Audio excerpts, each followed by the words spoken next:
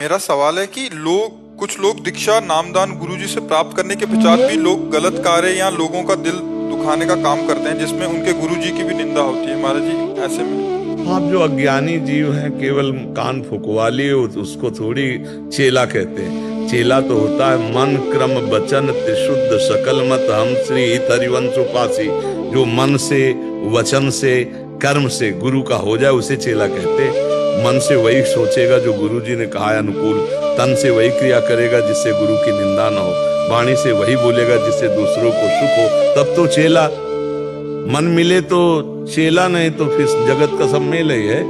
केवल कंठी बंधवा लेने से थोड़ी चेला हो जाता है। मान लो जैसे ये कंठी नहीं बांधे, ये तिलक नहीं लगाए और ये मन वचन कर्म से हमारी बात मान रहे, तो हमारे पक्के चेला हैं, हमारे पक्के मित्र हैं।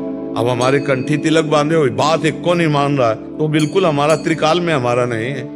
बात समझ रहे ना? तो जो गुरु के महत्व को नहीं समझते, भगवान के मार्ग को नहीं जानते और बस ऐसे ही प्रवाह में आके कंठी तिलक बनवा लिए, वही ऐसे मनमानी करते हैं, फिर उनको लाभ नहीं मिलता है। और गुरुजनों का अपमान ऊपर से होता है कि यार कैसे तुम्हारे गुरु हैं जो तुम ऐसे आचरण कर रहे हो। संसार फिर गुरुजनों को अपशब्द बोलता है, तो उनके द्वारा जो किया हुआ ये आचरण है महत अपराध बन जाता है कि गुरुजनों का भी अपमान होता है और कंठी तिलक का भी अपमान होता है। वैसे हम प्रार्थना करते हैं सत्संग में कई बार कि सहसा गुरु मत बनाओ, सहसा गुरु मंत्र मत लो, जब तुम्हें ये समझ में आ जाए कि मुझे गुरु की बात पर चलना है तब गुरु बनाओ, नहीं तो सत्संग सुनो, जितना मन आवे उतना धारण करो। ऐसे कौन तुम्हें परेशान कर रहा है? भाई कल्याण तो हम आपको पक्का कह रहे हैं, राधा राधा जपोगे, रामकृष्ण हरि जपोगे, कल्याण पक्का हो जाएगा, पक्का हो जाएगा।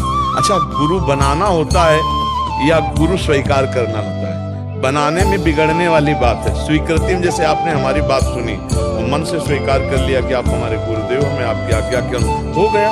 कहने की भी जरूरत नहीं प्रकट में कि हम आप हमको गुरु मानते हैं, नहीं, वो अपने आप प्रियता हो जाएगी। आप देखना, आपके मन के अनुसार जो भावना की है, जिन संत के प्रति करोगे उनकी दृष्टि आपके प्रति वही होगी जो आप भावना की हो। मैं आपका बच्चा हूँ, मैं आपका शिष्य हूँ, तो उनका प्यार आपको मिलेगा। और आप कंठी तिलक बंधवाए, मनमानी आचरण करें तो जलन और पैदा होगी, सामने देखकर जलन पैदा होगी। जब धर्म से नहीं चलोगे तो तुम्हारे देखने से हमें संतोष नहीं होगा, जलन पैदा होगी, तो अनर्थ हो जाता है। जब हम पहले पाप कर्म करते हैं और गुरु बना लेते हैं तो उनकी कृपा से पाप से मुक्ति होने का चांस हो जाता है। लेकिन गुरु बना के जब पाप करते हैं तो रजिस्टर्ड हो जाते हैं, फिर उनको भोगना ही पड़ता, बहुत कठोर दंड मिलता फिर ऐसे लोगों को जानबूझ। कई लोग सेवा करते हैं जैसे, और वो संगत से गलत व्यवहार करते हैं जैसे, तो उनका, और वो बहुत बड़े उनको पोस्टें मिली होती हैं कि सबकी सेवा करने की, और वही गलत व्यवहार कर रहे होते हैं। कि देखो, एक होता है सेवा का दिखावा करके मान और रुपया घसीटना, दो चीजें होती हैं। हम इसीलिए दो शब्द कहें, एक तो मान प्राप्ति करना और एक रुपया घसीटना। और एक होते हैं जो वास्तविक सेवा करते हैं, वो भूल के गलत नहीं कर सकते, पाप समझना। एक जो पोस्टर बैनर और दिखावा करके मान प्राप्ति करना कि हम बहुत बड़े सेवक हैं, दानी हैं दूसरों के समाज के, या फिर रुपया घसीटना, ये तो अलग चीज हो गई। लेकिन एक मन वचन कर्म से दूसरों की सेवा करता है, वो कभी गलत स्वयं नहीं कर सकता। ऐसे तो लाखों में कोई बिरले ही होंगे जो स्वयं सच्चे आचरण करके दूसरों को। तो हमको चाहिए हम अपने आप का सुधार करें, एक एक सुधार करें तो पूरी समाज का सुधार हो जाएगा। अगर हम पूरी समाज की निंदा करेंगे तो हमारा सुधार तो होगा नहीं, समाज का भी नहीं होगा। हमारे यहाँ का रूल है, यहाँ के सत्संग का, कि जितने लोग हम सामने बैठे हैं, हम नियम लेके गलत नहीं करें, हम सुधार करें। तो आप सुधर गए, आप सुधर गए, हम सुधर गए, आप सुधर, तो थोड़ी समाज तो सुधरी ना। हम लोग क्या करते हैं कि समाज को जैसे सुधारने की बात करें और खुद हम ना सुधरें तो फिर सुधार नहीं होगा और दोष ऊपर से आ जाएगा।